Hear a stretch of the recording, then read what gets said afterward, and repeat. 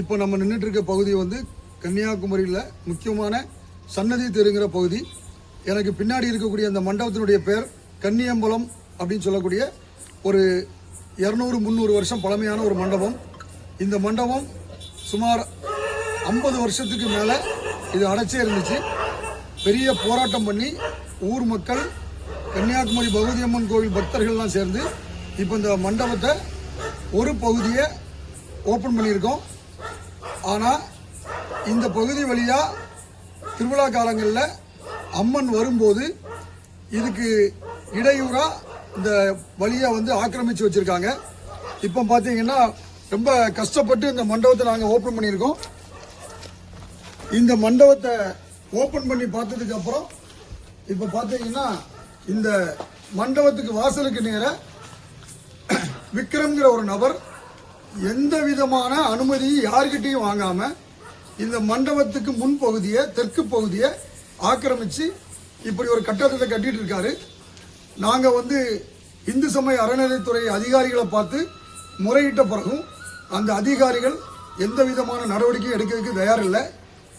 இந்த கட்டடத்தை கட்டிட்டு இருக்கக்கூடிய நபர்கிட்ட கேட்டா, நான் 15 லட்சம் கொடுத்துருக்கேன், 10 லட்சம் கொடுத்துருக்கேன், நான் டொனேஷன் கொடுத்துருக்கேன் அப்படின்னு சொல்லி அவர் வந்து தான் தோண்டித்தனமா பேசிட்டு இருக்காரு.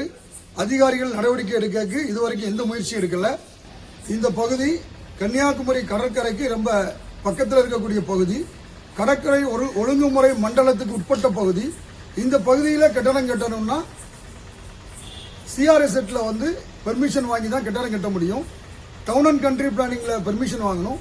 ஆனால் எந்த விதமான அரசு அனுமதி இல்லாமல் அதிகார துஷ்பிரயோகம் பண்ற மாதிரி இந்த கட்டடத்தை இந்த நபர் கட்டிட்டு இருக்காரு. அவரை தடுத்து நிறுத்தக்கூடிய தைரியம் எந்த அதிகாரிக்கும் இல்லை. அதனாலதான் எங்களுக்கு அவர் சொல்ற மாதிரி 10 லட்சமோ 15 லட்சமோ கை மாறி இருக்குமோங்கிற சந்தேகம் வருது. அதனால இந்த வீடியோ மூலமா ஊர் மக்களுக்கும் பக்தர்களுக்கும் நாங்க சொல்லிக் கொள்றது, இப்படி யாருமே கண்டுக்காம இருந்துதான் கோயில் சொத்துக்கள் ஒவ்வொன்றையா நம்ம இழந்திருக்கோம். இனிமேலும் அது நடக்கக்கூடாதுங்கிறதுக்காக தான் இந்த முயற்சி எடுத்திருக்கோம். எல்லாரும் ஒன்று சேர்ந்து கன்னியாகுமரி பகவதி அம்மன் சொத்துக்களை மீட்கணுங்கிறது என்னுடைய தாழ்மையான வேண்டுகோள்.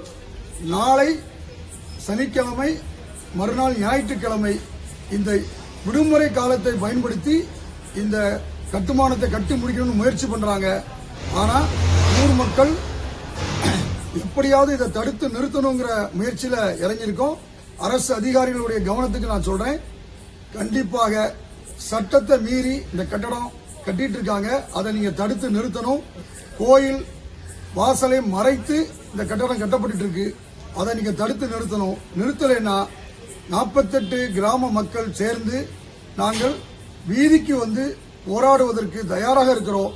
எங்கள் உயிரை கொடுத்தாவது கன்னியாகுமரி பகவதி அம்மன் கோயில் சொத்துக்களை மீட்போம் என்பதை இந்த நேரத்தில் நான் தெரிவிச்சுக்கிறேன். நன்றி.